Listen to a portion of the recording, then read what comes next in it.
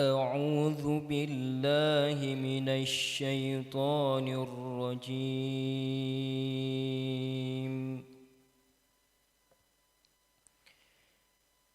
بسم الله الرحمن الرحيم.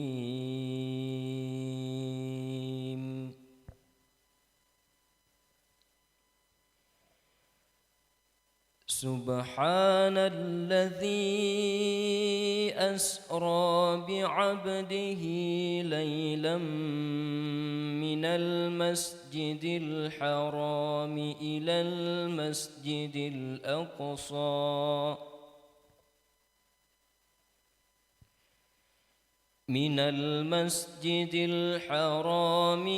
المسجد الأقصى الذي باركنا حوله لنريه من آياتنا إنه هو السميع البصير.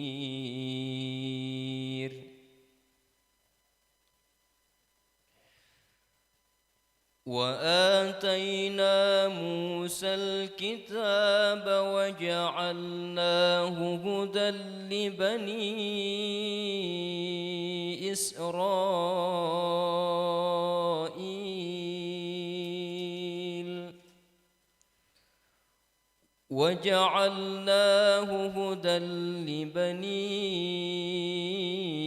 إسرائيل ألا تتخذوا من دوني وكيلا ذرية من حملنا مع نوح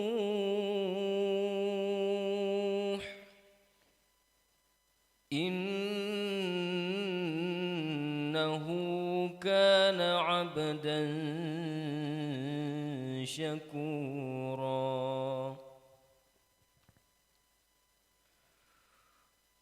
وقضينا إلى بني إسرائيل في الكتاب لتفسدن في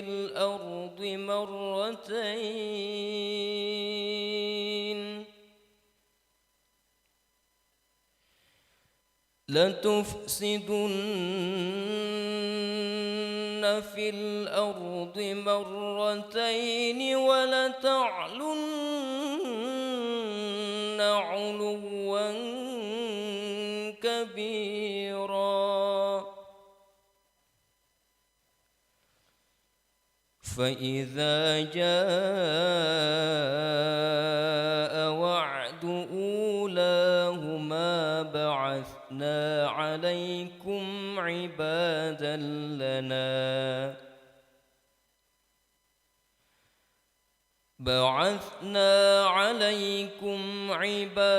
لنا أولي بأس شديد فجاسوا خلال الديار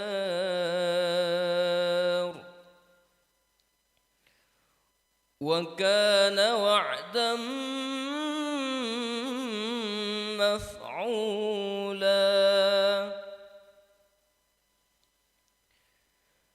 ثم رددنا لكم الكرة عليهم وأمددناكم بأموال وبنين وجعلناكم أكثر نفيرا. إن أحسنتم أحسنتم لأنفسكم وإن أسأتم فلها. فإذا جاء وعد الآخرة ليسوءوا وجوهكم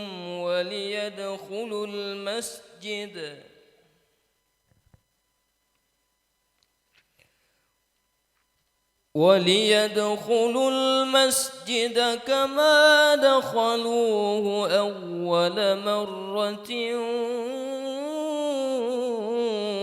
وليتبروا ما علوا تتبيرا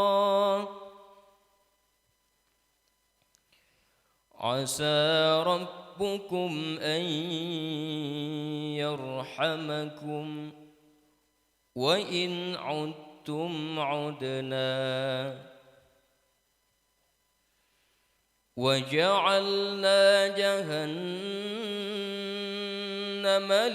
للكافرين حصيرا إن هذا القرآن يهدي للتي هي أقوم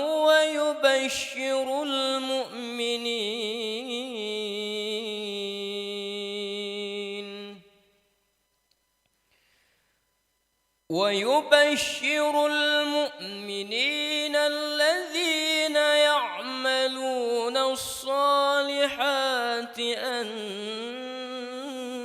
لهم أجرا كبيرا وأن الذين لا يؤمنون بالآخرة أعتدنا لهم عذابا أليما ويدع الإنسان بالشر دعاءه بالخير وكان الإنسان عجولا صدق الله العظيم.